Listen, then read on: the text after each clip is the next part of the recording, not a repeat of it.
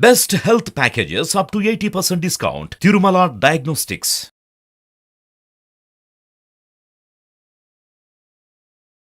ఓం శ్రీ గురుభ్యో నమ. శ్రీ మహాగణాధిపతయ నమ. శ్రీమాత్రే నమ. కర్కటే పూర్వఫల్గుణ్యాం తులసీకాననోద్భవాం పాండ్యే విశ్వంభరాం గోదాం వందే శ్రీరంగనాయకీ. నీళాతుంగస్తనగిరితటీ సుప్తముద్బోధ్య కృష్ణం పారార్జ్యం స్వం శృతిశతశిరసిద్ధమధ్యాపయంతి సోచ్ఛిష్టాయాం సృజనిగళితం యా బలాత్కృత్య భుంక్తే గోదా తస్యై నమ ఇదమిదం భూయ ఏవాస్తు భూయః. శ్రీ భూనీలా సమేత గోదారంగనాథ స్వామినే నమః.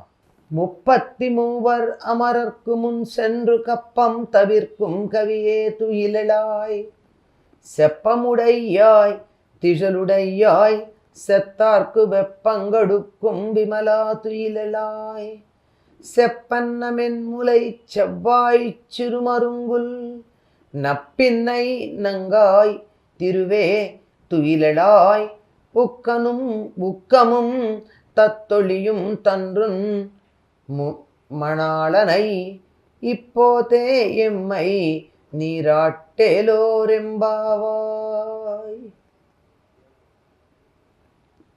గోదాదేవి 20వ నాటి బ్రాహ్మీ ముహూర్తంలో అప్పటికే నిద్రలేచి స్నానాధికాలు నిర్వర్తించుకుని చెరులను తనతో పాటుగా స్వామి సేవకు రమ్మని పిలుపునిచ్చి వారందరితో కలిసి బయలుదేరి వెళ్ళి అలా క్రమంగా వాళ్ళ యాత్ర బయలుదేరడం తగ్గించి మొదలుపెట్టి ఒక్కొక్కరిని ద్వారపాలకుల దగ్గర నుంచే నిద్ర లేపుకుంటూ అనుమతి అడిగి తీసుకుంటూ వచ్చి ఇంకా నీలాదేవి గుండెల మీద నిద్రిస్తూ ఉన్న కృష్ణుణ్ణి నిద్ర లేపితే ఇంకా వారిద్దరూ లేవల. వీరు పలుకుతూనే ఉన్నారు, ఇంకా చెప్తున్నారు. ఏమైంది, ఏమయ్యా, దేవతలకి 33 కోట్ల దేవతలు ఉన్నారు కదా, వాళ్ళకి ఇంకా ఆపద రావడానికన్నా ముందే వాళ్ళకు వస్తుందేమో అని అనుకుని వెళ్ళి యుద్ధభూమిలో వాళ్ళకు ముందు నిలబడతావు. వాళ్ళకి శత్రువుల వల్ల వచ్చేటటువంటి భయాన్ని తొలగించగలిగిన బలం కలిగినటువంటి వాడివి. అంటే దేవతలకి వచ్చే బాధలు కూడా తొలగించగలవు. దేవతలకి శత్రువులు ఎవరైనా ఉంటే వాళ్ళని పీచమనచగలవు. అది నీ శక్తి సామర్థ్యాలు.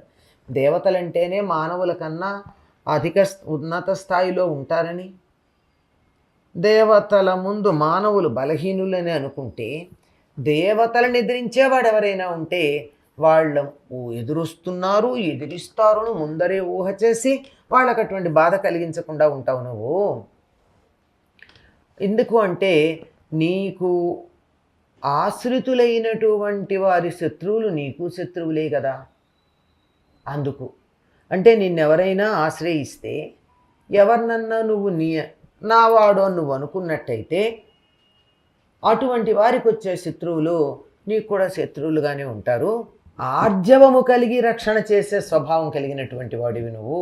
అంటే ఆర్జవం అంటే రుజుత్వం, మాట అంటే దాన్ని నిలబెట్టుకోవడమే.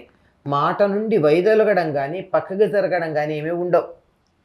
అందరినీ రక్షించే లక్షణం ఉంది నీకు. ఆశ్రితుల శత్రువులని నీ శత్రువులుగా నువ్వు భావించి వాళ్ళకి అవతల వాళ్ళకి ఆశ్రితుల శత్రువులకి వాళ్ళకి భయాన్ని కలిగించగలవు నువ్వు. ఎప్పుడైతే ఆశ్రితుల్ని నీవారుగా నువ్వు స్వీకరిస్తావో వారు శత్రువులందరూ భయపడిపోతూ ఉంటారు. అటువంటి నిర్మలమైన మనస్సు కలిగినటువంటి శ్రీకృష్ణ నువ్వు మేలుకో. అంటే నిన్నొక్కసారి ఎవరైనా ఆశ్రయించినట్టయితే వాళ్ళని నా వాళ్ళు అని నువ్వు భావన చేసినట్టయితే ఇంకంతే, అసలు శత్రువులు ఉండరు వాళ్ళు. కృష్ణుడు ఎవరినైనా తనవాడు అనుకుంటే చాలు, వారికి శత్రువులు ఉండరు. ఎందుకంటే వాళ్ళని తన శత్రువులుగా భావించి నిర్మూలనం చేయడంలో నేర్పరాయన. కనుక నువ్వు నిర్మలుడివి, మేలుకోవలసింది. నువ్వు మేల్కోవాలంటే కావాల్సిందేమిటి? నిన్ను తన గుండెల మీద నిద్రపుచ్చుతూ ఉన్నటువంటి ఆ నీలాదేవిని కదా మేము వేడుకోవాలి. అందుకని నీలాదేవిని కూడా వేడుకుంటాము. ఆవిడ అనుగ్రహం ఉంటేనే, అమ్మవారి అనుగ్రహం ఉంటేనే అయ్యవారు ఎప్పుడైనా మన ఆదరించడం జరుగుతుంది. కనుక ఆవిడని అంటున్నారు, బంగారు కలశాల్లాంటి స్తనాలు కలిగినటువంటి దానా. అంటే స్త్రీ యొక్క మాతృత్వానికి సంకేతాలు స్తనములు. వాటికి తెలుగులో పేరు పాలెండ్లు. అంటే పిల్లలకి ఇవ్వబోయే పాలు అక్కడ ఉంటాయన్నమాట. అందువల్ల అవి ఎలా ఉన్నాయి, ఈవిడ బంగారు వర్ణంలో ఉంది కనుక ఒక్కొక్కటి ఒక్కొక్క కలసంలాగా ఉంది. ఎంత మంచి కాంట్రాస్ట్ అండి. నల్లని నిగనిగా మెరిసిపోయే నలుపు, ఆవిడ పచ్చని పసిమి. కనుక ఆ కాంతిలో ఈయన ప్రతిఫలించే అవకాశం కూడా ఉంది. మంచి స్తనములు కలిగి ఉన్నటువంటి దాన, దొండపండులాగా ఎర్రగా ఉన్నటువంటి పెదవి, సన్నని నడుము కలిగిన ఓ నీలాదేవి. అంటే ఈ లక్షణాలన్నీ సాముద్రిక శాస్త్రానుసారం ఉత్తమ జాతికి చెందినటువంటి వాళ్ళకి ఉండే లక్షణాలు. అటువంటి ఉత్తమ సాముద్రిక లక్షణాలు కలిగినటువంటి ఓ నీలాదేవి, పరిపూర్ణురాలా, నీవు పూర్తిగా నీ కోరిక తీరి వెలితి లేకుండా లోటు లేకుండా జీవితం అంతా అని నిండుగా ఉన్నటువంటి దానా, లక్ష్మీ సమానురాలా. నీలాదేవిని లక్ష్మిగా కూడా భావించటం. ఎందుకు నీలాదేవిని నిద్ర లేపుతున్నారు ఇంతకుముందు పాసురంలో, ఈ పాసురంలో ప్రత్యేకంగా తర్వాతను అంటే, లక్ష్మి లేకపోయినట్టయితే విష్ణువు దయతలచటం అన్నది ఉండదండి. ఆయన దయతలుస్తున్నాడు, కృప చూపిస్తున్నాడు, జాలి పడుతున్నాడు అంటే గుండెల మీద నెలవై ఉన్నటువంటి లక్ష్మీదేవే కారణం. ఆవిడ హృదయస్థానంలో ఉంది. ప్రేమ మొదలైన భావాలు కలిగేటటువంటిది హృదయం నుండే. కనుక హృదయస్థానంలో ఉన్నటువంటి దేవేరి పలుకులు ఏవైతే ఉన్నాయో అమలు జరుపుతాడు స్వామి. కనుక ఈవిడ ప్రసక్తి కూడా ఇక్కడ చెప్తున్నారు. లక్ష్మీ సమానురాలైనటువంటి ఓ నీలాదేవి, నువ్వు మేలుకోమ్మా. నువ్వు మేలుకుంటే కదా స్వామి మేలుకుంటాడు. నీ మాట వింటాడు కదా ఆయన. మరి మాకేం కావాలంటావా? ఇలా స్వామికి నీకు వింజామర్లు వీస్తాం గనక మాకు విసనకర్ర కావాలి. అంతేకాదు, విసనకర్ర తీసుకొచ్చి మీకు వీచినా మేము ఎలా ఉంటామో అన్నది చూసుకోవడానికి మాకు అద్దం కావాలి. కంచుతో చేసిన అద్దం.